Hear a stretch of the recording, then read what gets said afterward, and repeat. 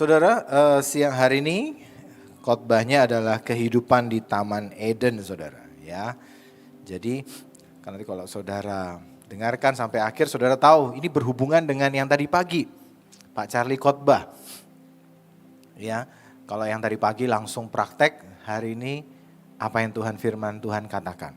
Sore nanti ada yang lebih luar biasa lagi. Ya, sambungan puncaknya dari hari ini ya, pagi, siang, sore. Jadi saudara harus dengar nanti sore, pagi kalau belum dengar tolong dengarkan lagi supaya saudara bisa dapat sesuatu yang utuh dari semuanya. Saudara, kehidupan di Taman Eden.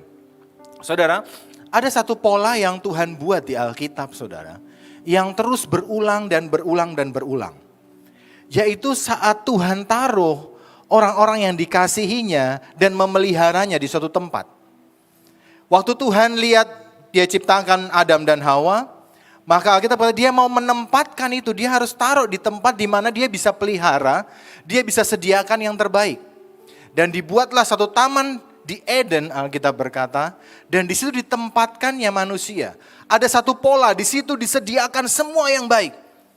Buah-buahan yang terbaik, air yang the best, bahkan ada permata, ada emas di sana. Karena saya mikir buat apa sih Adam dan Hawa emas dan permata? Hari itu belum pakai baju. Gandolan gede emas gitu buat apa ya? Saya pikir gitu. Tapi Tuhan tahu mungkin nextnya orang butuh emas. Orang butuh permata mungkin. Tapi Tuhan taruh di Taman Eden semua yang terbaik, saudara. Dan saudara tahu pola yang sama begitu Adam dan Hawa juga bertambah banyak, punya anak-anak. Dan dia pilih bangsa Israel. Dia taruh di tanah Goshen di Mesir. Di mana di situ Tuhan pelihara, pola yang sama. Tuhan taruh di Goshen, Tuhan pilih satu tempat dan Tuhan pelihara di sana. Hari itu Mesir dihajar dengan begitu banyak tulah, begitu banyak kesusahan. Tapi Alkitab berkata di Goshen Tuhan pelihara umatnya. Tuhan lindungi, Tuhan cukupkan yang mereka butuhkan. Gak sampai di situ. Pola yang sama terulang lagi. Saat orang-orang di Goshen sudah bertambah banyak, gak mungkin tinggal di Goshen. Tuhan berkata, aku kasih tanah perjanjian. Aku kasih tanah perjanjian yang lebih luas lagi. Supaya apa? Tuhan mau berkata, aku pelihara kamu di tanah perjanjian. Waktu mereka lihat tanah perjanjian, mereka berkata, ini tanah penuh dengan susu dan madu. Hari itu the best, terbaik, tanah yang terbaik ada di tanah perjanjian, saudara. Alkitab berkata waktu mereka datang ke tanah perjanjian, mereka lihat, mereka potong satu tandan buah anggur, satu buah anggur, satu tandan gitu. Tapi Alkitab berkata mereka menggandarnya dengan 2 orang. Itu yang bawa 2 orang. Saya dulu pikir lebay ini Alkitab. Satu tandan buah anggur saudara bawa sendiri tuh saudara. Lah cuma kecil gini, saudara pernah pegang satu tandan buah anggur. Saya suka makan anggur, saya sering beli itu. Saya pegang ya, saya bawa aja satu tandan kecil. Saya bilang Alkitab digandar 2 orang, bawanya tuh 2 orang. Saudara, sampai saya suatu kali lihat di Israel mereka punya hiasan-hiasan gitu, gambar-gambar, mereka souvenir macam-macam. Nah saya lihat, saya kaget tuh, anggurnya memang gede-gede saudara. Saya lihat waktu itu di Israel ada anggur yang sebesar gini nih. Ini masih lumayan loh saudara, ini masih belum apa-apa ini. Saya bilang berarti zaman dulu di tanah itu suburnya minta ampun saudara. Saya pernah dengar di Soe karena pernah terjadi lawatan Tuhan luar biasa di situ. Buah-buahan itu bisa bertumbuh dengan luar biasa. Hari itu digandar dengan 2. Betapa Tuhan memberkati tanah perjanjian dan Tuhan berkata, aku akan kasih kamu di sana untuk aku pelihara. Waktu dia dibuang ke Babel, orang Israel berdosa, mereka terbuang dari tanah perjanjian. Tuhan berkata, kamu aku sediakan Babel untuk kamu. Dia bilang kalau kamu ikut dalam pembuangan ke Babel, aku akan pelihara kamu di sana. Sampai nanti suatu kali kamu balik lagi. Selalu dia pilih satu tempat. Untuk apa? Aku mau jagain anak-anakku, aku mau cukupkan segala kebutuhannya, aku mau beri semua yang terbaik di tempat itu. Bahkan di akhir zaman, di kitab Wahyu katakan nanti orang-orang yang percaya, wanita itu yang mengandung, ini kiasan saudara. Artinya orang yang dewasa, yang cinta Tuhan, yang bisa jadi mempelai Kristus. Alkitab berkata nanti akan diambil dan ditempatkan di satu tempat, dijauhkan dari semua yang jahat, dijauhkan dari naga besar, pembinasa keji, dijauhkan. Tuhan taruh lagi satu tempat untuk apa? Tuhan lindungi dan jagai akan umatnya. Pertanyaannya sekarang di mana Pak? Sekarang yang kita hidupi ini gimana? Apakah kita perlu pindah semua ke tanah perjanjian? Ke Israel? Gak diterima juga loh saudara. Iya kan? Tapi di mana saudara? Ingat saudara, setelah perjanjian baru ada satu perubahan yang terjadi. Dulu orang waktu ibadah mereka harus datang ke Yerusalem. Mereka bawa domba, korban, mereka harus persembahkan. Belum namanya ibadah kalau belum namanya nyampe ke namanya Yerusalem saudara.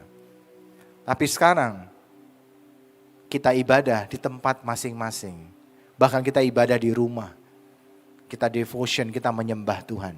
Dan Tuhan menerima penyembahan kita. Kenapa? Karena kita adalah baitnya Tuhan. Artinya apa? Taman Eden ada di sekeliling kita, dalam hidup kita. Masalahnya saudara ada di Taman Eden atau enggak? Atau saudara ada di luar? Saudara ada di Goshen yang dipelihara Tuhan atau saudara ada di Mesir? Saudara ada di tanah perjanjian atau saudara ada di luar saudara? Hari ini kita mau belajar sama-sama saudara. Tentang yang namanya prinsip hidup di Taman Eden. Kalau kau mau hidup, aku pengen Pak, hidup seperti di Taman Eden. Tuhan sediakan, Tuhan berikan pemeliharaan, Tuhan yang menjagai, Tuhan menyediakan banyak hal yang baik. Saudara mesti catat kerjakan prinsip-prinsip ini saudara. Nanti saudara akan menikmati bagaimana Tuhan memelihara kita seperti di Taman Eden, seperti di Goshen, seperti di tanah perjanjian. Hari itu waktu bangsa Israel ada di Goshen, apakah Mesir tidak kaya? Kaya banget saudara. Orang-orang yang dalam perlindungan Tuhan sama orang-orang yang di luar dunia, kadang mereka lebih kaya tuh saudara. Mesir hari itu luar biasa kaya. Mereka punya teknologi sudah canggih, sudah luar biasa. Tapi ingat, orang-orang yang di luar saat tulah itu datang, habis tuh saudara. Mereka akan kena. Hanya orang-orang yang dalam lindungan Tuhan, dalam naungan Tuhan yang maha kuasa, yang akan dilindungi, dijauhkan dari semua yang jahat. Saya baca berita kemarin, beberapa negara sudah mulai berkata, kita sedang resesi. Ada 60 negara yang akan bangkrut dalam tahun-tahun ke depan saudara. Satu Sri Lanka sudah kena bangkrut, chaos, kacau kotanya. Kenapa? Enggak ada uang lagi, kekacauan terjadi. Hari ini saya baca Argentina sudah mulai kelaparan. Ukraine sudah enggak tahu loh. Ukraina sudah perang sekarang sama Rusia. Mereka lagi kesusahan. Ada negara-negara lagi yang lain, Eropa sedang terguncang hari ini. Mereka enggak dapat pasokan gas alam, listrik. Mereka berkata kita dalam resesi sebentar lagi. Saudara akan dengar banyak terjadi di dunia ini, kekacauan dalam tahun-tahun ke depan. Saudara tinggal di mana masalahnya? Pak, Indonesia Pak, aman. Saya percaya karena saudara ikut berdoa, Indonesia aman saudara. Tapi saudara bisa ngerasain Eden gak dalam hidupmu? Goshen gak? Dipelihara Tuhan. Yang lain boleh goncang saudara. Mesir hari itu amburadul semua itu. Saudara bisa bayangkan kalau ada meteor dari atas jatuh, dua hujan api dan belerang es. Ngancur semua itu negara Mesir itu hari itu. Tapi Goshen aman. Biasa lihat langit indah, baik. Jalan-jalan, tidak ada yang jahat. Sakit penyakit Mesir dilanda sakit penyakit. Yang di Goshen aman semua. Bagaimana kabarnya? Baik-baik semua itu. Saudara bisa bayangkan itu? Apakah Mesir tidak kaya? Kaya. Tapi waktu mereka kena tulah, tidak ada yang lindungi saudara. Tapi anak-anak Tuhan, kita dipelihara, kita dijagain oleh Tuhan saudara.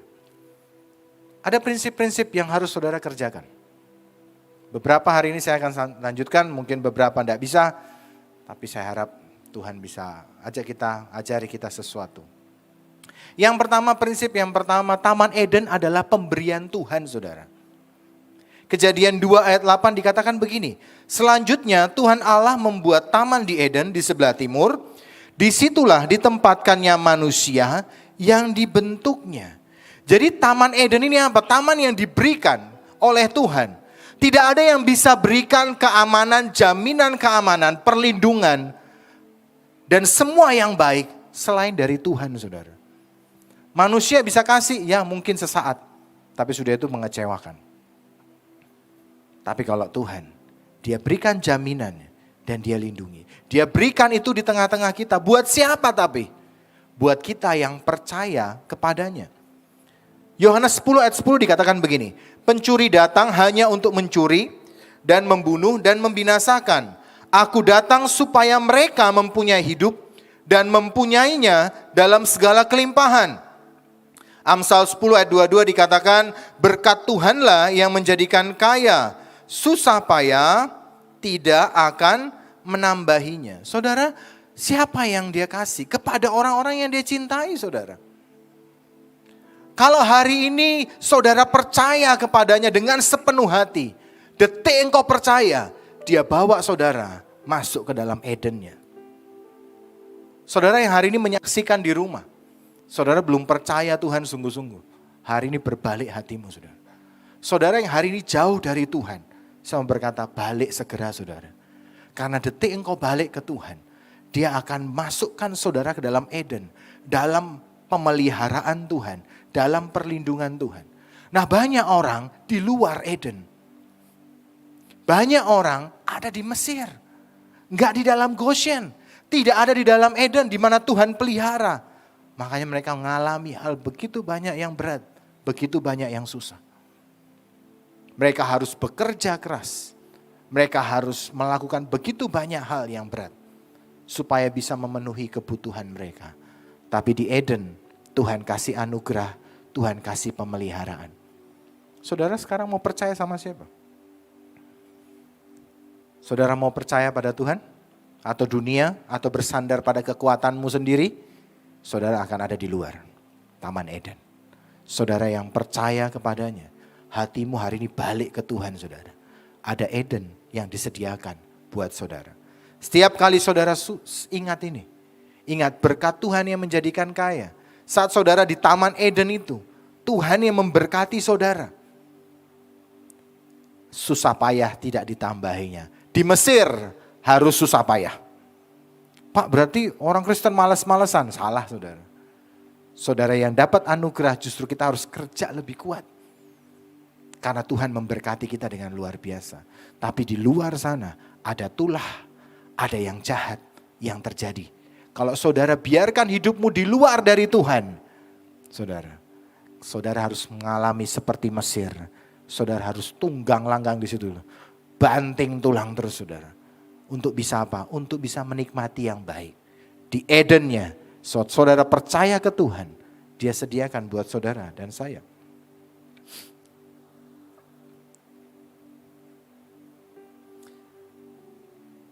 Yang kedua adalah hubungan dengan Tuhan dan manusia.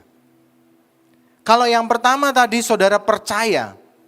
Saat saudara percaya, detik saudara berkata, aku percaya Tuhan kepadamu. Aku balik hatiku Tuhan kepadamu. Detik itu saudara masuk dalam Eden pemeliharaannya Tuhan.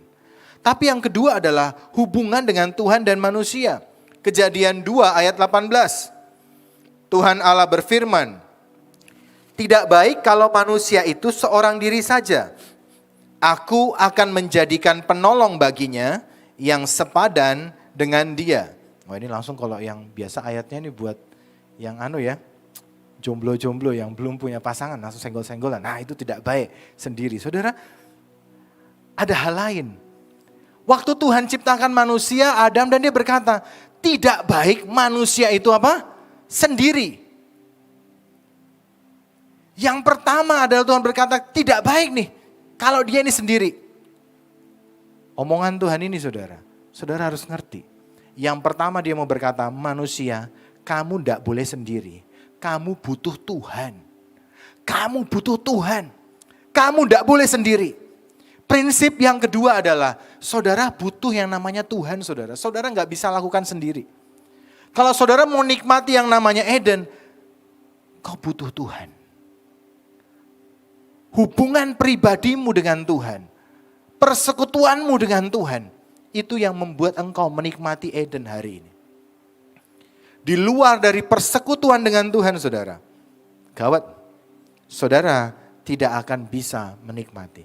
Saudara, waktu manusia itu diciptakan, Alkitab berkata dihembuskan nafas. Tuhan kasih nafas kehidupan. Dari rohnya masuk, saudara. Sehingga dalam hati kita ini ada satu ruang buat Tuhan, saudara. Yang tidak bisa diisi yang lain, cuma bisa rohnya Tuhan. Nah, banyak kita sekarang mencari kepuasan, mencari yang lain. Kita pengen isi ruangan yang kosong di hati kita. Dengan kita pergi kepada yang kita sukai, ada hobi, ada orang, mungkin manusia, mungkin ngobrol. Kita mesti cari kekayaan. Kalau aku bisa kaya, aku bisa puas. Kalau aku bisa punya ini, aku akan puas. Dan ternyata setelah saudara dapatkan itu tidak ada kepuasan, saudara. Karena harus apa? Harus Tuhan yang isi. Waktu Tuhan ciptakan Adam, dia berkata tidak baik manusia itu sendiri. Dia mau berkata, Adam, gak baik kalau kamu sendiri. Kamu butuh aku. Ingat dalam hidupmu. Kamu mau Eden? Boleh. Kamu butuh aku. Saudara, kita yang butuh Tuhan, saudara. Bukan Tuhan yang butuh saudara. Saudara datang pagi hari ini. Bukan Tuhan butuh saudara. Apakah dia butuh dengarkan pujian, suara saudara? Enggak. Dia bisa buat semua yang lebih baik. Alam semesta ini nyanyi buat dia. Nyembah dia. Dia gak butuh. Kita ini loh saudara yang butuh Tuhan. Waktu Tuhan berkata tidak baik, Adam kamu sendiri. Hatimu set tuh. Bahwa apa? Aku ini tidak bisa sendiri. Aku butuh Tuhan. Aku butuh Tuhan. Setiap kali kau menghadapi masalah, setiap kali kau mengalami percobaan, setiap kali kau mengalami yang berat, ingat satu saudara, tidak baik manusia itu sendiri. Kamu butuh Tuhan. Banyak orang tapi berkata, enggak Tuhan-Tuhanan. Tidak usah Tuhan-Tuhanan. Berdoa enggak dijawab-jawab. Tidak usah Tuhan-Tuhanan. Pokoknya aku mau lakukan seperti yang aku mau. Tuhan silahkan. Di luar Eden. Saudara mau di luar Eden? Saya enggak mau, saudara. Saya pengen menikmati semua yang baik. Tapi yang kedua, saudara.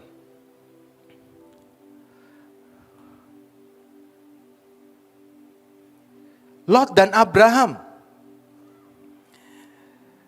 Saudara lihat Lot dan Abraham. Awalnya Lot itu sangat diberkati, saudara. Waktu dia kumpul dengan Abraham, Lot sangat diberkati. Kekayaan melimpah luar biasa. Dia nggak tahu bahwa sumbernya adalah saat dia dekat dengan Abraham. Orang yang diurapi Tuhan, orang yang disayang Tuhan. Dan tiba-tiba dia berkata, aku nggak butuh Abraham lagi. Udah pisah ya sudah pisah dah. Abraham bilang, sudahlah daripada kita bertengkar, gembalamu sama gembalaku kita pisah aja, gimana? Lot langsung oke. Kenapa? Dia merasa, aku bisa sendiri. Detik dia merasa aku bisa sendiri dan dia pilih Sodom dan Gomora, saudara. Habis semua kekayaannya. Tidak tersisa sedikit pun loh, saudara. Tidak tersisa sedikit pun. Habis semua kekayaannya. Detik dia berkata, aku tidak butuh lagi sama Abraham. Aku bisa sendiri. Habis semuanya. Sama seperti kita. Kalau kita berkata detik kita bilang aku tidak butuh Tuhan. Habis hidupmu saudara. Karena engkau sedang keluar dari Taman Eden. Engkau sedang keluar dari Goshen. Anak bungsu kalau saudara baca. Selama dia ada di rumah bapaknya. Seluruh yang dia butuhkan. Seluruh yang dia inginkan diberikan saudara. Dia bisa nikmati. Detik dia berkata, aku sudah tidak butuh bapakku lagi. Dengan kekayaan ini, aku bisa sendiri. Aku bisa survive dengan harta warisan yang aku terima itu banyak saudara uangnya. Dan dia berkata, aku terima, aku akan pergi, aku nggak butuh lagi. Saudara, detik orang itu berkata, aku tidak mau lagi dengan Tuhan. Aku mau tinggalkan Tuhan. Detik saudara keluar dari Taman Eden. Penderitaan di luar, masalah, cobaan, semua tulah ada di luar saudara. Saudara mau itu? Saya nggak mau. Saudara hari ini kita semua butuh Tuhan saudara. Karena kita nggak boleh sendirian. Saudara dan saya butuh Tuhan. Tapi yang kedua juga sama. Adalah dengan manusia. Waktu dia berkata tidak baik kamu sendirian saja. Saudara ini gak bisa sendirian loh saudara. Dalam hidup saudara. Saudara mesti bergaul. Kenapa kita ibadah seperti ini? Supaya apa saudara? Karena tidak baik manusia itu sendiri. Waktu Tuhan kasih perumpamaan, dia kasih perumpamaan kita sebagai domba-dombanya. Dan dia adalah gembalanya. Dan gembala itu akan tuntun domba-domba itu ke air yang tenang. Ke padang rumput yang hijau. Apa itu saudara? Mazmur 23. Itu Eden. Ke air yang tenang, ke rumput yang segar, dikasih perlindungan, dikasih penjagaan. Detik engkau berkata, Tuhan engkau gembalaku, aku percaya. Dia akan bawa saudara ke sana. Tapi ingat saudara, kita domba-domba.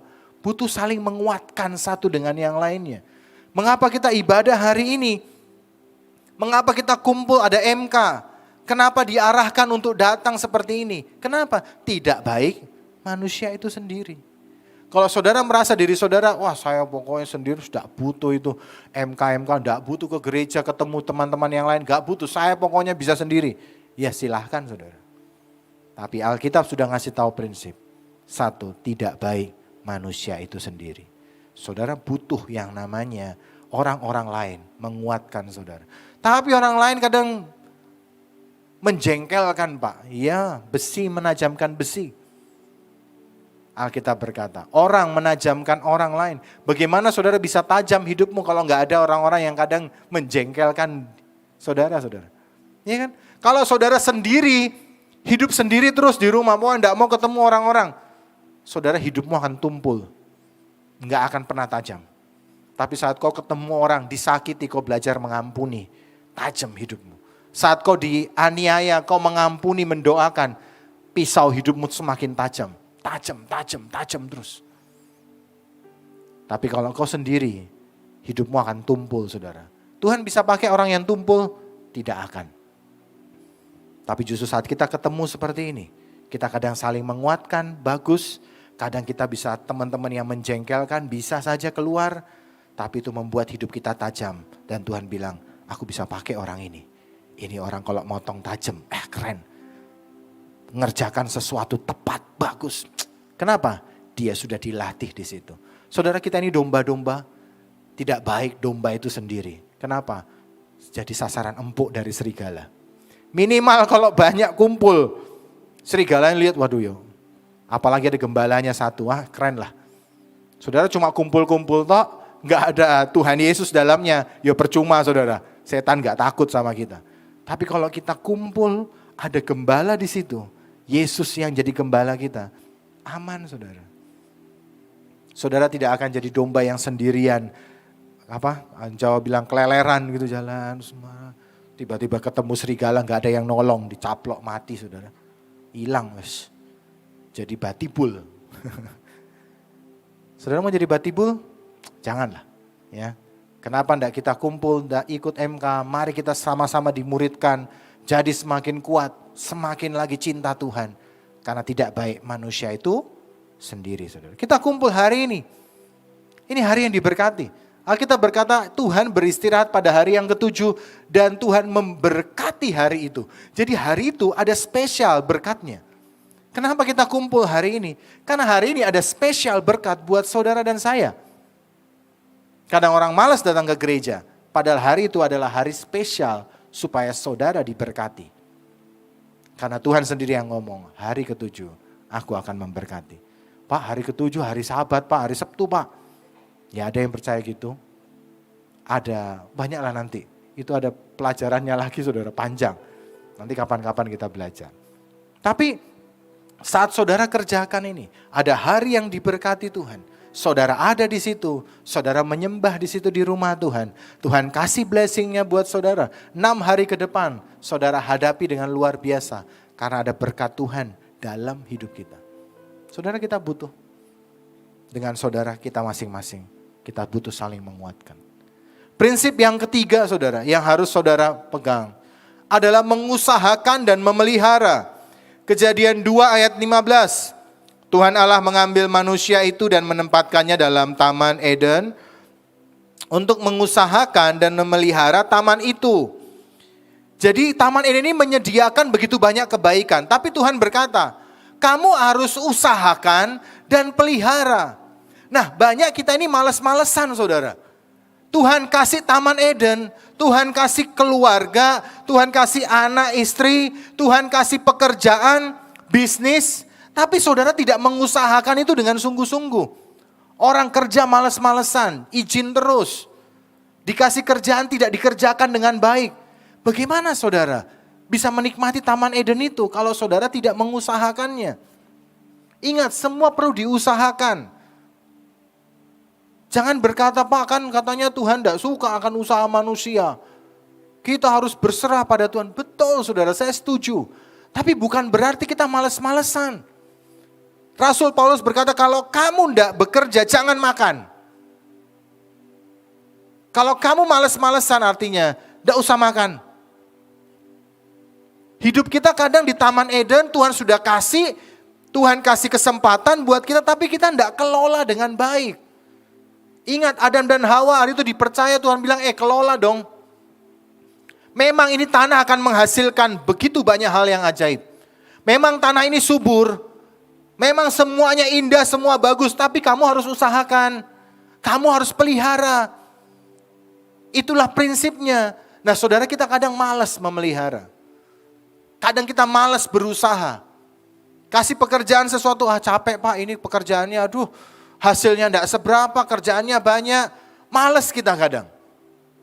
Saat kita ketemu pekerja-pekerja, kita ada pekerjaan di luar ditawarkan, kita lihat, hasilnya sedikit. Pekerjaannya banyak. Saudara berkata, malas di situ. Aku mau cari yang gajinya besar 10 juta gitu, kerjanya cuma 2-3 jam gitu, bisa enggak? Kadang kita pengen males saudara. Padahal Tuhan kasih kesempatan. Tuhan sudah kasih buka kesempatan buat kita. Kita males mengusahakan. Itulah yang membuat kita gak bisa menikmati Eden dalam kehidupan kita. Tuhan sudah taruh kita di situ. Tuhan sudah kasih kita di situ. Kita malas mengusahakannya saudara. Waktu Tuhan taruh di keluarga kita. Pak, keluarga aku seperti neraka. Kenapa? Saudara tidak mengusahakannya. Saudara tidak merawatnya. Saudara, orang merawat tuh butuh tenaga loh saudara. Kalau saudara pengen keluargamu kayak di Taman Eden luar biasa, saudara kita perlu mengusahakan. Karena kita harus katanya makan hati nih. Memaafkan. Kita kadang harus merelakan gitu loh saudara. Ego kita. Supaya apa? Bisa nurutin pasangan kita mungkin. Supaya apa? Supaya dirawat dengan baik. Banyak orang pengen Taman Eden di keluarganya, anak istrinya ditinggal terus saudara. Ngelayap terus, tahu-tahu pulang Eden. Tidak bisa saudara, saudara harus mengusahakan. Saudara lihat anak-anakmu, apakah anak-anaknya sudah cukup saudara usahakan, saudara sudah cukup pelihara mereka? Atau saudara biarkan, suatu hari saudara akan tuai buahnya. Saudara biarkan anak-anakmu keleleran, bermain dengan teman-temannya mungkin yang tidak kenal Tuhan, yang diajari yang jahat-jahat semua. Saudara biarkan, suatu hari saudara tuai buahnya. Tapi kalau saudara atur hidup anakmu, jagain dia, kenalkan dengan Tuhan. Bawa dia kenal Tuhan, bawa ikut ibadah anak-anak, minimal dikhotbahi, didoakan. Tiba-tiba waktu kamu luangkan waktu untuk pelihara, untuk merawat, mengusahakan itu. Suatu kali engkau akan tuai buah-buahnya. Harus saudara usahakan saudara. Harus saudara pelihara. Kedamaian di keluargamu ya dipelihara saudara. Kalau kamu ingin ada keintiman di keluarga ya harus dipelihara toh saudara. Kalau saudara pengen lihat Eden di dalam rumahmu ya saudara harus usahakan. Saudara harus berkorban untuk itu. Kesenanganmu mungkin harus dikorbankan supaya apa? Keluarga bisa bahagia. Bisa menikmati yang baik. Cukupkah saudara hari ini sudah mengusahakan dan mengerjakan, memelihara setiap yang sudah Tuhan percayakan dalam kehidupan kita? Jangan mimpi yang besar-besar dulu saudara. Apa yang ada sekarang sudah tidak kita pelihara. Alkitab berkata kalau kita ini setia dalam perkara kecil, Dia kasih perkara yang besar. Kalau saudara hari ini punya pekerjaan mungkin sederhana. Mungkin pekerjaanmu tidak mendatangkan uang yang terlalu banyak. Setia di situ, kerjakan dengan sepenuh hati. Tiba-tiba Tuhan akan bawa engkau sesuatu hal yang lebih besar lagi. Tiba-tiba Tuhan buka dalam hidupmu sesuatu yang lebih besar lagi. Karena Tuhan mau berikan Eden buat setiap kita, saudara. Kalau saudara bisa usahakan, saudara bisa pelihara itu, maka saudara akan menikmati. Waktu Adam pelihara buah-buahan itu, dirapiin mungkin carangnya, keluar buahnya, yang makan siapa? Dia juga kan, saudara. Waktu kamu pelihara keluargamu, kamu jaga, kamu usahakan dengan baik, siapa yang menikmati? Toh saudara sendiri menikmati. Saudara pulang ke rumah, anak istri menyambut dengan baik, semua bahagia, semua enak. Saudara sendiri yang menikmati buahnya. Saat saudara tua nanti, lihat anak-anakmu besar, punya cucu-cucu yang baik. Siapa yang menikmati? Kita juga. Tapi perlu kita usahakan, saudara. Kalau saudara tinggalin keluargamu, istri disuruh kerja terus, saudara santai-santai yang laki-laki. Saudara yang laki-laki kerja, istrinya apa habis-habisin duit anak-anak, kasih pembantu aja. Suruh ngurusin, aku pokoknya pergi shopping, pergi ini. Saudara, suatu hari saudara akan tuai sendiri, saudara. Kenapa? Saudara tidak usahakan, saudara tidak pelihara mereka. Tiba-tiba saudara tua yang jelek dan yang gak baik. Sudah gak kita ini hari ini pelihara seluruh yang Tuhan percayakan? Sudah gak saudara berusaha? Jangan jadi orang yang malas, saudara. Saudara, kalau saudara yang bilang, oh kalau gitu gajinya dulu yang besar Pak, baru saya kerjanya yang bagus. Saya kasih tahu, tidak akan pernah saudara dapat, percayalah. Waktu pemimpin kita lihat sesuatu, dia nggak langsung, oh ini pokoknya kasih aja dulu gaji supaya dia nanti kerjanya bagus. Bukan gitu caranya. Saudara harus tunjukkan dulu, saudara kerja dulu dengan baik. Baru tiba-tiba ada promosi yang akan datang dalam kehidupan kita. Yusuf dipromosi, kenapa? Dia bisa kerja dengan baik. Dia bisa kerjakan, dia bisa atur dengan baik. Bukan karena Potifar kasih duit dulu dong, baru saya kerjakan dengan baik. Enggak gitu, saudara. Nah kadang kita ini orang Kristen, maaf nih, males, saudara. Kadang orang-orang di luar lebih rajin kerjanya. Lebih kekeh dalam berusaha, saudara. Lebih semangat waktu mereka ngerjain, saudara. Saya kasih tahu. Kadang banyak orang-orang di luar, saudara, lebih ngucap syukur waktu mereka bekerja daripada kita orang-orang anak-anak Tuhan. Saya kadang ngomong sama guru-guru saya. Saya kasih tahu di luar, kamu tahu guru-guru di luar gajinya? Saya kadang kalau lihat miris. Ada satu sekolah yang kita pernah take over, dan kemudian saya tanya, berapa gaji gurunya? Saudara tahu? Setiap bulannya gaji gurunya 600.000. Saya bilang gimana hidupnya loh? Sebulan 600.000, sehari 20.000. Itu belum transport, makannya gimana? Mereka harus cari makan sendiri, nggak ada. Saya bilang sama guru, kalian tuh lihat, berapa kalinya kalian dapat daripada mereka. Toh mereka ini 20 tahun ngajar dengan sungguh-sungguh loh, saudara. Gak ngomel tuh, gaji 600, semangat ngajarnya, cari makan sendiri. Karena saudara kamu nih, guru-guru, makan tuh di luar ada makan tiap kali jam 12 sudah dikirim makanan. Gak perlu kemana-mana, semua disediakan dengan baik. Saya bilang, bisa enggak kamu kerja dengan baik, dengan hati yang sungguh-sungguh. Kamu usahakan sekolah ini jadi sekolah yang bagus, jadi sekolah yang baik. Kalau orang lain aja yang dapatnya sedikit aja bisa kerja dengan setia, kamu sudah dapat gaji berkali lipat dari mereka. Harusnya kamu bisa ngerjakan dengan baik. Mari saudara. Saudara yang mau nikmati Eden, ayo coba usaha sedikit loh. Jangan jadi orang yang malas. Ayo coba kerjakan, beri yang terbaik. Buat pemimpin melihat, wah ini orang kerja dengan sungguh-sungguh nih. Wah ini orang kerja dengan baik nih. Gitu loh saudara. Jangan jadi orang yang malas. Mari kerjakan dengan sungguh-sungguh. Yang keempat saudara, prinsip yang saudara harus kerjakan adalah melakukan perintah Tuhan. Kejadian 2 ayat 16 17. Lalu Tuhan Allah memberi perintah ini kepada manusia, semua pohon dalam taman ini boleh kau makan buahnya dengan bebas, tetapi pohon pengetahuan tentang yang baik dan yang jahat itu, janganlah kau makan buahnya, sebab pada hari engkau memakannya, pastilah engkau mati. Kalau kita mau terus ada di Taman Eden, saudara, di Goshen, ada prinsip yang keempat, yaitu saudara mesti lakukan apa yang Tuhan perintahkan. Firman Tuhan hari ini saudara terima semuanya. Tapi kalau saudara langgar setiap perintah Tuhan, apa yang Tuhan katakan di Alkitab supaya kita jangan lakukan dan kita lakukan, maka dosa masuk dalam kehidupan kita, saudara. Yeremia 5 ayat 25 dikatakan begini, kesalahanmu menghalangi semuanya ini, dan dosamu menghambat yang baik daripadamu. Jadi dosa membuat semua yang baik tidak bisa turun dalam hidup kita. Dosa membuat kita terbuang dari Eden. Dosa membuat kita terbuang dari Goshen.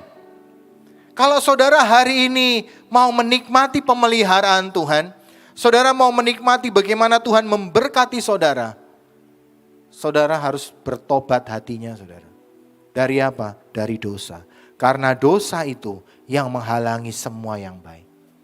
Kalau saudara hari ini mau menikmati Eden dalam hidupmu, di mana Tuhan pelihara, mencukupkan semua yang kau butuhkan, firman-Nya harus jadi rambu-rambu hidup kita.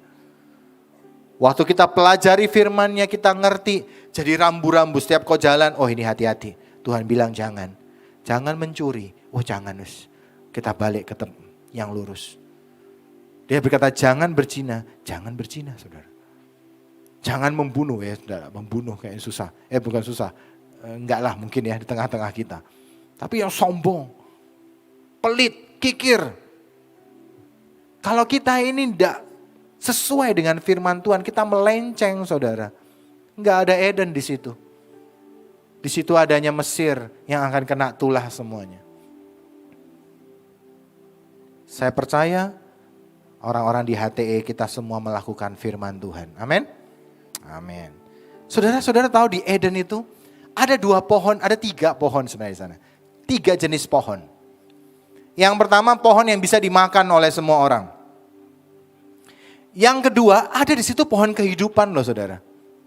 Dan letaknya pohon kehidupan ada di tengah-tengah taman, sama seperti pohon pengetahuan yang baik dan yang jahat. Saya nggak tahu itu berseberangan atau agak jauh dikit. Pokoknya itu pohon, 2 pohon itu ada di depan. Yang satu namanya pohon kehidupan, memberikan kehidupan yang panjang. Yang satu pohon pengetahuan yang baik dan yang jahat, Tuhan berkata kamu akan mati. Hari itu disuruh milih, Tuhan suruh milih. Kamu mau pilih kehidupan atau kematian? Ulangan 30 ayat 19 dikatakan begini, aku memanggil langit dan bumi, ini Tuhan nih, menjadi saksi terhadap kamu pada hari ini. Kepadamu kuperhadapkan kehidupan dan kematian, berkat dan kutuk. Pilihlah kehidupan supaya engkau hidup, baik engkau maupun keturunanmu. Tuhan mau suruh pilih, saudara. Saudara mau ikuti perintah Tuhan atau mau ikuti dosa? Keinginan daging. Kalau saudara mau ikuti keinginan daging, boleh silahkan. Tapi keluar dari Taman Eden. Kamu pilih kehidupan, kamu akan tetap ada di Eden. Dan Tuhan berkata jangan pilih itu, pilihlah kehidupan. Pilihlah berkat, jangan kutuk. Saudara, saat saudara hidup dalam dosa, saudara pilih kutuk dalam hidupmu. Eden tidak menjadi bagian saudara. Tapi orang yang pilih firman-Nya, pilih kehidupan Tuhan itu, maka dia akan apa? Menikmati Eden. Sekarang saya tanya Tuhan, kenapa sih Tuhan mesti taruh pohon pengetahuan yang baik dan yang jahat? Enggak usah dipasang tuh, supaya manusia enggak jatuh dalam dosa tuh, saudara ya. Tapi kan saya bukan Tuhan, cuma tanya gitu. Tuhan yang taruh, ya terserah Tuhan lah. Tapi suatu kali saya baca ada satu perintah yang Tuhan katakan sama manusia. Dia berkata, beranak cuculah, bertambah banyak dan kuasailah dunia ini. Kuasai semuanya. Kenapa ada pohon pengetahuan yang baik dan yang jahat? Tuhan mau bilang, kuasai hawa nafsumu. Sebelum kamu menguasai dunia yang besar, yang luar biasa ini, semua dimulai dari sini, saudara. Saudara bisa enggak nguasai yang di sini? Keinginanmu. Pengen jadi seperti Tuhan. Waktu ditaruh pohon itu, hati itu mungkin ada, mungkin tiap hari lewat, saya enggak tahu. Mungkin dia lewat disitu lihat. Hari itu, pokoknya tidak. Tuhan bilang jangan. Kuat mungkin. Tapi suatu kali dia lemah. Dia tidak bisa jaga yang di dalam. Saudara, kalau saudara yang di dalammu ini gampang rontok saudara. Marah. Wah, tidak bisa ditahan. Pokoknya kudu marah. Kudu maki-maki orang. Wah, gini ya. Saudara nggak bisa menguasai dunia. Karena saudara belum menguasai yang di dalam. Hari itu Tuhan mau lihat, Adam, aku kasih kamu dunia untuk kamu taklukkan. Tapi yang pertama adalah kamu harus taklukkan yang di dalam sini. Bisa nggak ditaklukkan? Hawa nafsu, keinginan. Bisa nggak kita taklukkan ini? Begitu saudara bisa taklukkan hawa nafsu di dalam. Tuhan saudara bisa taklukkan semua kedagingan kita ini. Saudara akan bisa taklukkan dunia ini saudara. Tapi kalau saudara di sinimu masih pengen berzina, masih pengen nyakiti orang, pengen misuh-misuh orang, pengen berbuat yang jahat, saudara percayalah, saudara nggak boleh menguasai dunia. Nah, bahaya loh saudara.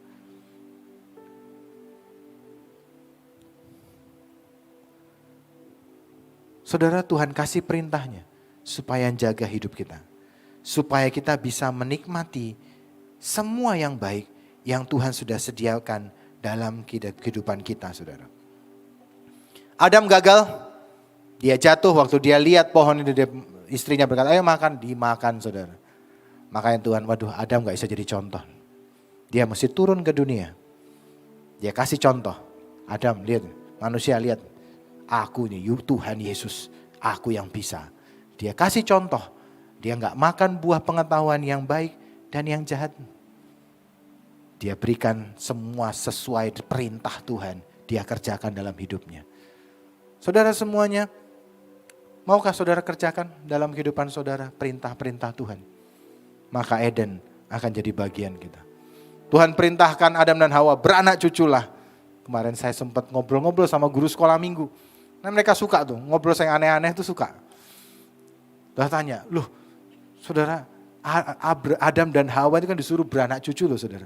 Nah dia punya anak itu kata umur 130 tahun baru punya anak.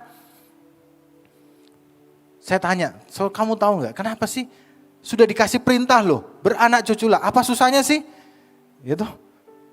Sudah punya pasangan ya beranak cucu loh. Harus nunggu 130 tahun baru punya anak pertama. Guru-guru sekolah mulai jawab macam-macam saudara jawabannya.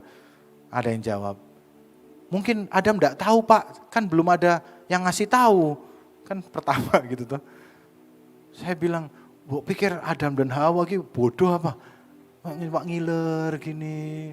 Enggak tahu saya. Loh Tuhan ciptakan tuh binatangnya dikasih nama. Masa beranak cucu enggak bisa tahu? Ya tahulah. Dan caranya gimana Pak? Ya enggak tahu juga saya bilang, Alkitab enggak nulis saudara ya. Tapi saudara waktu dikasih perintah dikerjakan. Saya enggak tahu kok nunggu 130 tahun ngapain aja. Gitu loh. Males atau apa ya enggak tahu saudara ya. Tapi kalau saudara dapat perintah Tuhan, mari kerjakan saudara. Tiba-tiba Eden akan menjadi bagian dalam hidupmu. Yang kelima saudara, prinsip yang saudara harus pegang adalah Tuhan yang paling benar. Mari kita baca. Kejadian 2 ayat 17. Tetapi pohon pengetahuan tentang yang baik dan yang jahat itu, janganlah kau makan buahnya, ini kata Tuhan ya, sebab pada hari engkau memakannya, pastilah engkau mati. Oke, jadi yang makan buah pengetahuan yang baik dan yang jahat harus pasti mati, saudara. Kejadian 3 ayat 35, ini setan yang ngomong. Tetapi tentang buah pohon yang ada di tengah-tengah taman, Allah berfirman, jangan kamu makan ataupun raba buah itu, nanti kamu mati. Maaf, ini setan yang mengatakan apa yang Tuhan katakan. Tetapi ular itu berkata kepada perempuan itu, sekali-kali kamu tidak akan mati. Ya kan? Tuhan ngomong mati nih. Setan bilang kamu tidak mati. Tetapi Allah mengetahui bahwa pada waktu kamu memakannya, matamu akan terbuka dan kamu akan menjadi seperti Allah, tahu tentang yang baik dan yang jahat. Oke? Setan berkata, kamu nanti akan seperti Allah, tahu tentang yang baik dan yang jahat. Kejadian 3 ayat 22, lompat sedikit. Ini sekarang berfirmanlah Tuhan Allah. Sesungguhnya manusia itu telah menjadi seperti salah satu dari kita, tahu tentang yang baik dan yang jahat. Maka sekarang janganlah sampai ia mengelurkan tangannya dan mengambil pula dari pohon kehidupan itu dan memakannya sehingga ia hidup untuk selama-lamanya. Itu kata Tuhan. Dia jadi seperti kita. Ini Tuhan Yesus sama Roh Kudus ngomong. Sekarang Adam dan Hawa itu sudah jadi seperti salah satu dari kita. Saya mau tanya sekarang, saudara. Yang bohong siapa? Siapa yang berkata, Tuhan bohong, Pak? Tuhan ngomong mati loh. Setan ngomong kamu akan jadi seperti Tuhan. Tuhan sendiri ngomong di ayat 322. Dia sudah jadi seperti salah satu dari kita. Saya tanya, siapa yang bilang Tuhan bohong? Tidak ada yang berani tuh. Saya juga gak berani sih, saudara. Siapa yang bisa ngomong? Tuhan bohong tuh. Setan lebih benar tuh. Ayo, saudara. Siapa yang benar? Ya Tuhan tuh yang masak setan. Tapi ini saya baca nih, waduh ya juga ya. Setan ngomong nanti kamu nanti kamu jadi seperti Tuhan. Tuhan sendiri ngomong, iya, dia sudah jadi seperti salah satu dari kita. Ayo saudara. Siapa yang mau pilih setan? Oh jangan. Gak usah saudara. Saudara kalau baca ini pusing. Saudara, ada satu hukum di Taman Eden. Sederhana hukumnya. Apa yang Tuhan ngomong, itulah yang benar. Sudah gak ada yang lain. Kalau Tuhan ngomong, itu yang benar saudara. Waktu manusia itu jatuh dalam dosa, mereka sembunyi, mereka malu, mereka sembunyi di pohon-pohon. Mereka Tuhan lewat, datang, Adam dan Hawa kamu di mana? Tuhan kami malu, kami telanjang. Tuhan berkata, siapa yang ngasih tahu kamu telanjang? Selama Tuhan tidak ngomong itu jahat, di taman itu saudara, semua orang boleh lakukan apa yang mereka mau. Aturannya cuma satu. Apa yang Tuhan katakan, itulah kebenaran. Manusia hari itu gak mikir waktu di Taman Eden. Mereka gak mikir itu benar atau salah, gak mikir. Pokoknya mereka lakukan apa yang Tuhan mau. Waktu Tuhan suruh ya dikerjakan. Kalau Tuhan larang ya dikerjakan, jangan dikerjakan. Pokoknya apa yang Tuhan suruh ya sudah. Jadi hari itu mereka telanjang, mereka gak malu saudara. Karena Tuhan tidak ngomong apa-apa. Ya sudah biasa aja. Sekarang kita begitulah, repot tuh saudara. Geledek semua kita ke rumah sakit jiwa semua. Itu. Tapi hari itu tidak ada aturannya. Karena apa kebenaran? Yaitu Tuhan tok kebenarannya. Nah setan pintar saudara. Ingat ya, setan tuh bisa kasih kebenaran loh saudara. Ngerti? Tapi lihat tujuannya buat apa? Tujuannya untuk ngancurin manusia. Ya toh? Tuhan hari itu di Taman Eden cuma satu. Harus cuma satu Tuhan. Dia berkata, manusia, kamu bisa jadi seperti Tuhan. Dia mau apa? Dia mau buat di Taman Eden ada dua Tuhan. Dan tidak bisa di Taman Eden ada dua Tuhan saudara. Cuma boleh satu. Kalau saudara pengen jadi seperti Tuhan, ngatur hidupmu sendiri, gak bergantung sama Tuhan. Tuhan berkata, keluar dari Taman Eden. Hanya yang bergantung kepada Tuhan, hanya yang berkata cuma satu Tuhannya, engkau yang ngatur Tuhan. Perkataanmu yang benar, yang boleh tinggal di dalam Eden. Hari itu setan sampaikan kebenaran, makanya bahaya saudara. Kadang setan bisa tipu kita dengan kebenaran, sekalipun. Dia tipu kita berkata, kamu akan jadi seperti Tuhan. Tujuannya apakah baik? No. Dia pengen supaya apa? Manusia dibuang sama Tuhan. Karena tidak boleh ada dua Tuhan saudara. Cuma boleh ada satu. Dan waktu itu dia berkata, makan buahnya, aku bisa jadi seperti Tuhan. Dibuang, saudara. Sebaliknya Tuhan. Saudara punya, saudara yang berumah tangga, yang punya anak, tahulah ya kalau ada anakmu kecil. Saudara kadang kita kan tidak bisa jelaskan semuanya tuh. Hari itu Tuhan tidak bisa jelaskan, Adam nanti kalau kamu makan buah ini, kamu tuh harus terbuang dari sini. Nanti kamu keluar, kerja keras loh di sana. Macam-macam kan enggak tuh saudara. Saya sendiri ya, manusia biasa. Saya kalau bilang sama anak saya gitu, misalnya keluar ada bahaya, saya cuma bilang, jangan, nanti kamu bisa jatuh loh di sana. Wes enggak usah macam-macam, sini aja sama papi. Sudah gitu loh, enggak usah dijelaskan. Nanti toh nak kalau kamu jalan-jalan ke sana, tiba-tiba ada pohon bisa jatuh. Wah kamu nyingkir, nyingkir ada kucing, lalu kamu digigit. Terlalu panjang ceritanya. Sudah, kamu percaya, papi pikirkan kamu yang baik, enggak usah ke sana. Sudah, tenang di situ. Hari itu Tuhan mau jelaskan ke Adam, susah, terlalu rumit. Macam-macam. Kepanjangan sudah, nanti kamu mati, wes enggak usah makan. Sudah, selesai gitu. Tapi setan justru dia puter saudara. Dia kasih kebenaran. Enggak, makan, lu bisa jadi seperti Tuhan.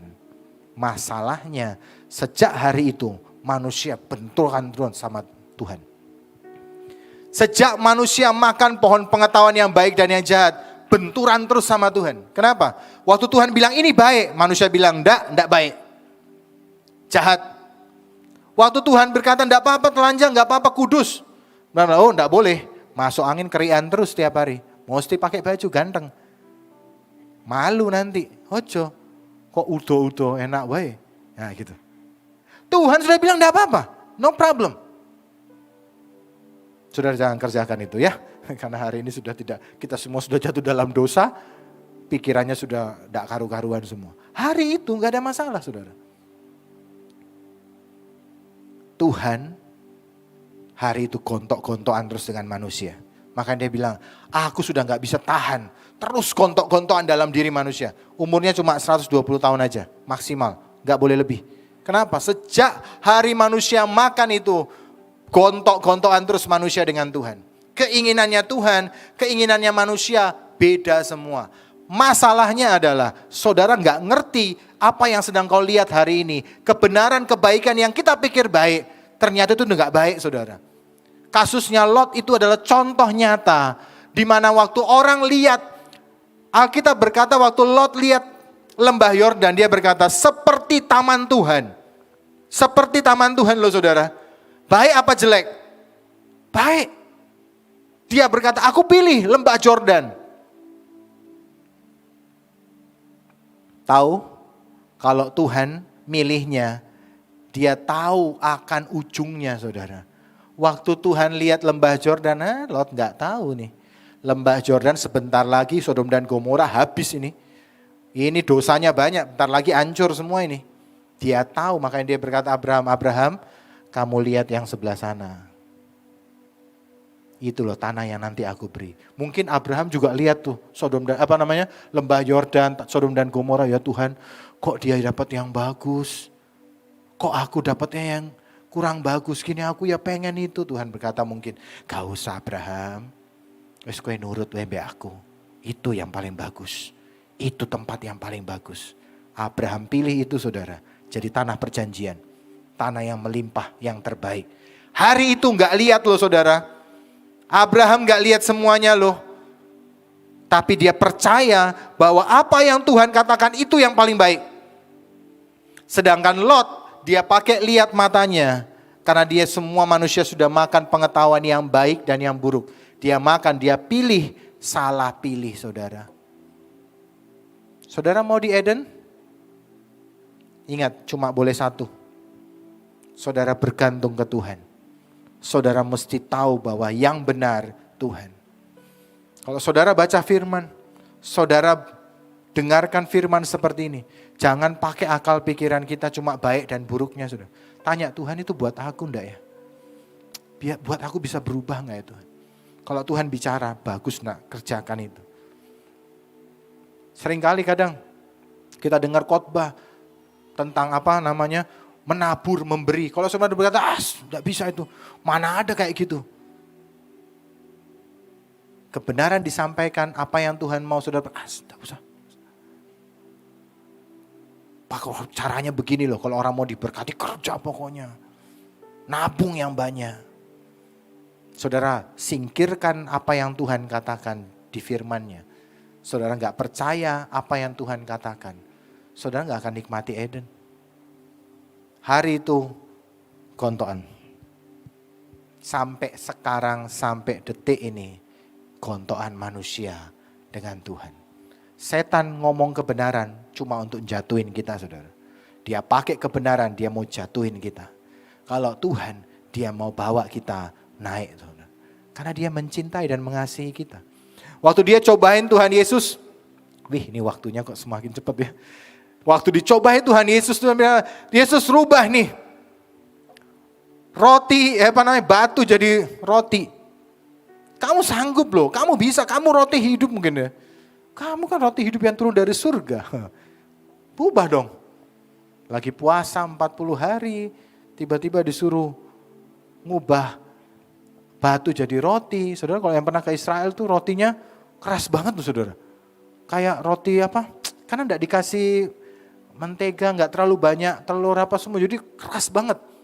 Itu kalau saudara makan puasa 40 hari langsung makan roti itu. Nempel tuh roti di sini. Maka Yesus enggak disalibkan saudara. Catat. Maka Yesus mati karena tersedak roti saudara. Setan tuh jahat. Jahat. Kudune ngasih minum sih tuh. Orang puasa masa puasa langsung makan roti. Wah seret tuh. Kudunya kasih minum dulu. Yesus ini ada minum dulu tuh. Kalau baik. Sudah itu rubahlah batu jadi roti. Mungkin loh. Tapi karena disuruh makan dulu itu. Wah. Tapi setan tuh jahat. Sekalipun dia katakan kebenaran. Jangan percaya sama setan saudara. Saudara mesti ikut Tuhan. Saudara mesti percaya kepada Tuhan. Yang terakhir. Saya tutup yang ini aja. Karena nanti kepanjangan kalau kita lanjutkan. Yang pertama adalah buah untuk dimakan, biji untuk ditabur. Kejadian 1 ayat 29 sampai 30. Mari kita baca. Berfirmanlah Allah, lihatlah aku memberikan kepadamu segala tumbuh-tumbuhan yang berbiji. Ingat ya, makanannya hari itu manusia adalah tumbuhan-tumbuhan yang berbiji di seluruh bumi. Dan segala pohon-pohon yang buahnya berbiji. Itulah yang akan menjadi makananmu. Tetapi kepada segala binatang di bumi dan segala burung-burung di udara dan segala yang merayap di bumi yang bernyawa, kuberikan segala tumbuh-tumbuhan hijau menjadi makanannya. Saudara, waktu Tuhan kasih yang pertama kali, aturan, prinsip adalah kamu kalau makan, kamu makan buah yang ada bijinya. Jangan sekarang kita makan buah semua gitu, enggak usah saudara. Itu Taman Eden. Ada meaning, ada artinya. Kenapa Tuhan kasih dia makan buah yang ada bijinya, saudara? Ingat, waktu kita makan, semua dimakan gak? Saudara makan buah mangga itu semua dimakan gak, saudara? Enggak kan? Saudara ada bijinya kan? Bijinya mau diapain? Ya ditanam. Buat apa? Supaya tumbuh lagi. Saudara waktu dia berkata, Adam dan Hawa, kamu makannya buah. Kenapa? Taman Eden ini kan terbatas. Mungkin di situ ada satu macam buah macam-macam ya. Masalahnya kalau kamu sudah satu orang mungkin makan satu pohon oke lah. Buat kalian berdua cukup lah. Besok gantian buah ini gantian boleh lah. Pertanyaannya, kalau mereka punya anak, mereka akan makan apa? Kalau anaknya 2 Pak, masih bisa makan pohon yang sama. Tapi kalau sudah 100, 1000, 1 juta, ini pohon harus banyak dong. Gak bisa cuma 1 dong mangganya. Nanti rebutan nih. Dia harus dimakan kemudian ditanam. Kemudian berbuah lagi untuk siapa? Untuk keturunan-keturunanmu. Makanya Tuhan bilang sama Adam dan Hawa. Kamu makannya buah yang berbiji. Supaya apa? Setelah kamu makan. Ini bijinya. Lu tanam. Tumbuh pohon lagi. Nunggu berapa puluh tahun akan muncul. Nanti yang ini buat anak-anakmu nih. Kamu makan lagi terus begitu. Supaya apa? Tidak ada berhenti makanannya akan terus menghasilkan dalam hidupmu. Itu prinsip saudara. Binatang suruh makan, udah makan rumput-rumputan. Makanya kalau saudara berkata aku tidak mau nabur, aku tidak mau memberi. Kan seperti burung pipit. Alkitab firman ya toh. Burung pipit tidak menanam, tidak menabur dan tidak menuai. Dipelihara oleh Tuhan. Ya saudara kalau mau hidup kayak burung pipit boleh. Gak boleh punya rumah, gak usah punya kendaraan, gak punya koyo gitu jalan. Saudara gitu ya terserah. Tapi pada dasarnya Tuhan bilang yang binatang gak usah nabur-nabur ya wis. Makanannya rumput-rumput. Saudara mau makan rumput-rumput terus? Ya jangan. Tapi dia punya satu tanda, kamu manusia makan yang berbiji. Supaya apa? Kamu makan nikmati. Tapi ada bijinya. Buat apa? Lu taburin. Supaya buat kamu next. Buat keturunanmu selanjutnya. Saudara kita ini tiap kali kita terima berkat di dalamnya selalu ada namanya potensi pelipat gandaan. Setiap kali kita terima berkat gaji atau apapun itu. Tuhan mau berkata, berkatku ini jangan bawa makan semua. Ada selalu bijinya. Supaya apa? Buat keturunanmu. Saya cerita sebelum saya tutup. Belum kita selesai. Saya punya, istri saya punya seorang oma. Dia hari itu waktu dia muda suaminya meninggal. Dia punya anak ada 6. Mertua saya. Mereka masih kecil-kecil dan mereka harus pindah dari Jawa Timur ke Jakarta, saudara. Karena hari itu bangkrut, usahanya suaminya meninggal, dia pindah dan dia mulai rintis satu rumah makan di sana. Di Jalan Grogol, itu Depot Surabaya, dia bikin rumah makan di situ, dia rintis, saudara. Sampai hari ini dia kerjakan, beberapa tahun lalu beliau meninggal umur 95 tahun. Umur 93 saya sempat ke sana masian, tiap tahun kami ke sana merayakan ulang tahunnya. 93 masih keren, masih gulungi makanan, lumpia, dia masih masak sendiri. Dan kemudian 2 tahun kemudian beliau meninggal umur 95. Saudara, ini orang keren banget menurut saya. Saya bilang kalau saya hidup saya pengen kayak gini. Karena sampai dia matinya, dia gak pernah terima duit dari anak-anaknya. Dan every time saya datang ke sana, dia selalu berkata, sini cucu-cucu kumpul semua cucu-cucunya tuh.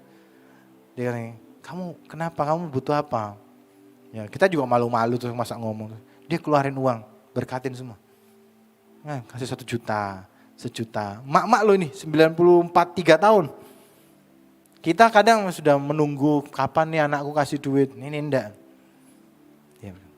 Dia biayai semua anaknya sarjana. Diberkati semua. Cucu-cucunya luar biasa, diberkati Tuhan. Saya melihat, emak ini luar biasa. Saudara tahu apa yang dia kerjakan?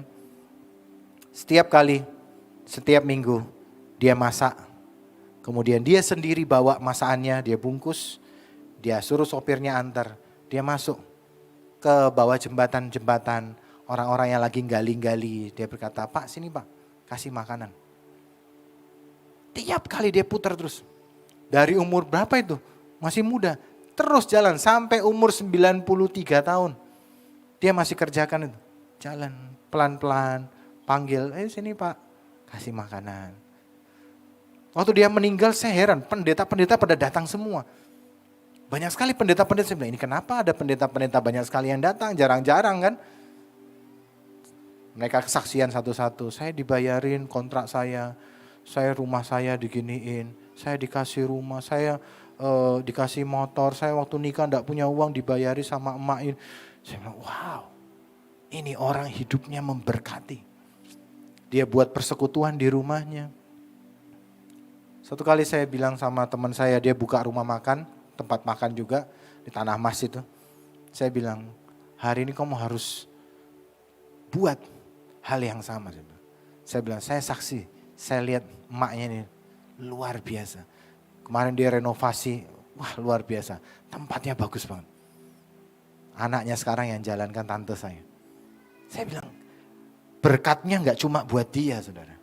Anak keturunannya bisa menikmati. Saudara seneng gak? Saya pikir dulu hidup saya kok enak ya. Hidup saya itu jujur saya merasa lancar-lancar amat gitu.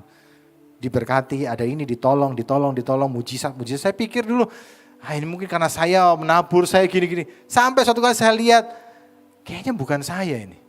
Kayaknya ada orang-orang di atas saya yang sudah tabur sesuatu yang baik. Sehingga saya cucunya, saya anaknya menikmati semua yang sudah ditaburkan. Karena itu saya nggak bilang, saya nggak boleh berhenti di sini. Saya masih punya anak. Suatu kali mungkin punya cucu. Saya pengen setiap yang Tuhan kasih ini, saya bisa turunkan kembali kepada mereka. Mereka bisa nikmati. Sudahkah saudara hari ini memberi? Gereja ini akan jadi gereja yang biasa, gak ngapa-ngapain kalau kita gak ngurusin. Kalau gak ada orang yang berkata kita mau taburkan sesuatu yang baik buat orang lain. Kita gak akan punya power. Kenapa? Kita hanya makan rumput. Ada gereja-gereja yang cuma makan rumput saudara. Dia gak makan yang namanya buah yang berbiji. Mereka cuma makan terus. Rumput kan gak ada buahnya tuh saudara, makan itu aja. Semua dimakan. Gak ada yang berkata aku mau beri buat penginjilan. Aku mau beri buat Tuhan. Aku mau beri buat ini. Aku mau taburkan ini buat nolong orang-orang. Kalau orang yang mau nikmati Taman Eden saudara. Kamu pengen nikmati dan Taman Eden itu turun buat anak cucumu. Harus makan buah yang berbiji. Kamu makan buahnya, bijinya engkau tabur. Engkau terima berkat, ada yang kamu makan, ada yang kamu tabung. Tapi ada yang kamu berkata ini buat pelayanan Tuhan. Salomo contoh yang paling luar biasa saudara. Orang ini, Salomo ini, ajaib. Sebelum dia jadi orang yang pintar sebenarnya. Menurut saya ini orang sudah pintar. Tambahi lagi. Kenapa? Dia tahu banget bahwa Tuhan tuh sayang akan umatnya. Tuhan tuh cinta dengan bangsa Israel. Dia tahu banget saudara. Sehingga waktu Tuhan tanya, Salomo kamu minta apa? Salomo langsung pikirannya, oh aku pengen minta apa? Aku minta hikmat Tuhan. Supaya aku bisa ngurusi jiwa-jiwa domba-dombamu ini. Waktu dengar Salomo bilang, mau ngurusin jiwa-jiwa, mau ngurusin orang lain. Langsung Tuhan bilang, aku kasih kekayaan. Aku kasih musuhmu akan bertekuk lutut. Aku kasih kamu panjang umur. Kenapa saudara? Setiap kali kita ngurusi yang Tuhan mau, jiwa-jiwa, tiba-tiba Tuhan berkata, aku berkati kamu. Kalau kamu ngurusi diri sendiri, minta untuk dirimu sendiri, percayalah saudara. Salomo hari itu kalau dia berkata, aku pengen panjang umur, dikei panjang umur tok, miskin tapi diperangi terus hidupnya, kayak gitu. Tapi karena dia minta, aku minta Tuhan apa? Hikmat supaya aku bisa nolong orang-orang miskin. Sekarang kalau saudara ditanyai kayak Salomo, Pak, kamu mau apa? Kaya Pak. Buat apa ya aku pengen bisa ke luar negeri. Sorry nih, buat Tuhan gak penting kita ke luar negeri. Bukan berarti gak boleh, gak penting. Tapi kalau saudara, kenapa kamu mau? Aku pengen diberkati Tuhan. Ngapa kamu diberkati? Aku pengen bayari penginjilan HTE itu loh. Lagi pergi banyak ke kota-kota, aku belum bisa nabur. Kasih aku berkat Tuhan, aku pengen nabur dulu supaya banyak di Papua makin bisa diselamatkan. Banyak orang diselamatkan. Saudara kalau bilang begitu sama Tuhan, tak berkati kamu. Tapi pegang omonganmu ya, jangan bohong. Saudara mau? Saudara pengen hidup di Eden? Saudara? Saudara harus makan yang berbiji. Kau makan, tiap kali kau terima berkat, ada yang kau tanam saudara. Bijinya, buat apa?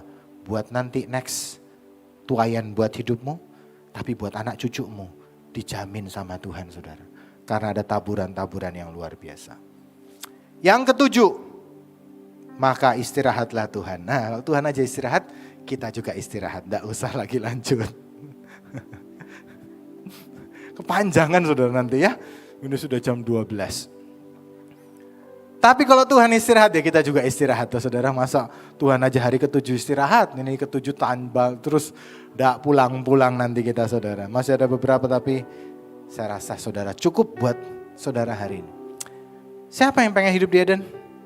Dalam berkat Tuhan, pemeliharaan Tuhan. Saudara, luar biasa pemeliharaan Tuhan. Ini bukan ngomong cuma soal uang loh saudara ya.